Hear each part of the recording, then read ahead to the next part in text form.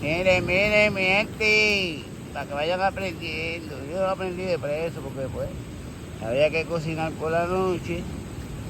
Y pues para cocinar en la galera había que cocinar con eso y una tapa de caldero. Hacer la parturrio. Somos los de los nombres. Usted va a ver que ahorita, sigan viendo que yo la voy, vas a ver que va a aprender. Porque yo no tengo tanto. Vamos a ver si. Ahí va, chacho. Ahí va, ahí quieto. Tiguerazo. Ahí va. No, las hojas, man. Las hojas. Palo tiene porque yo corté ahí palos como centella, muchachos. Palos hay. Ahí ella va, solita y sola. Mira, ya. ¿Ah?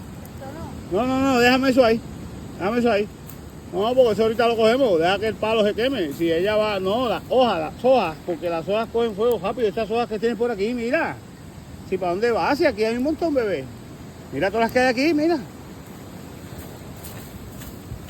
No, ese palo, por eso lo dejé por allá, porque eso es para después.